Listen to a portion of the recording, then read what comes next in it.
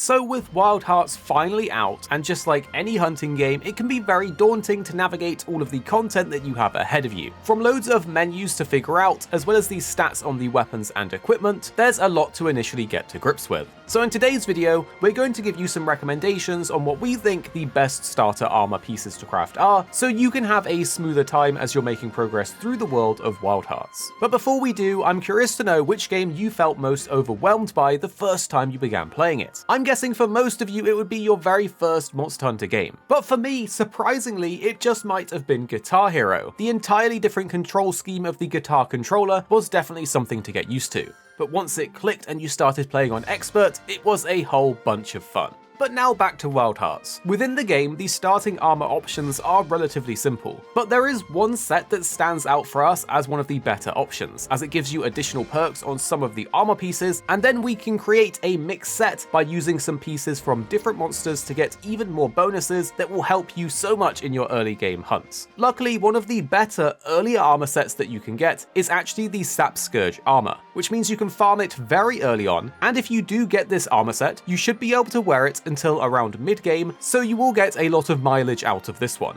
The armor itself actually has pretty decent defense bonuses for this stage of the game, but what we're really crafting it for is the additional perks on it, especially for the health boost perk that is on the chest and waist, as this allows you to tank even more hits without dying as you progress towards even stronger monsters. It also has another piece of the armor set that has the thread file perk. This one gives you additional Karakuri threads when extracting, and once you get to mid-game, you're going to be in the habit of building quite often with all the different Karakuri and fusion Karakuris that you can create, so this skill's actually very beneficial too. You could create this whole set for yourself as everything on it is pretty decent and will benefit you, but if you want to make some additional improvements onto this and create a mixed set out of it with some juicy attack bonus perks like Savage, then you can actually change the feet piece of the armor set for the King Tusk's feet piece, which is the monster you encounter right after Sap Scourge anyway, and this one will give you +1 Savage, and every point of this counts, as even just 1 point of it can increase your attack stat by 5.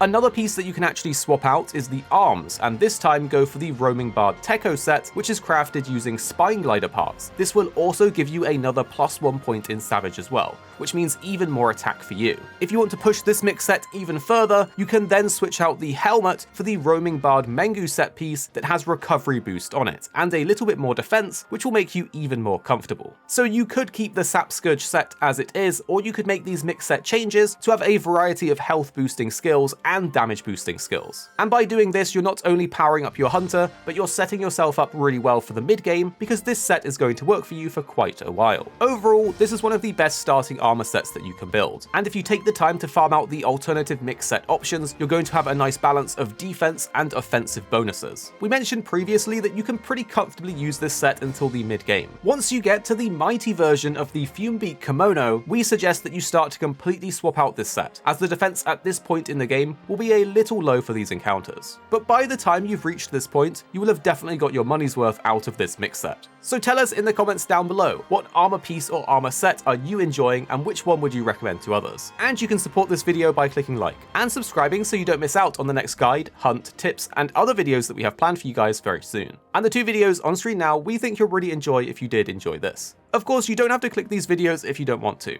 but if you did find this one helpful, you're probably going to enjoy these as well. And make sure to tell us what you think after watching in the comments down below.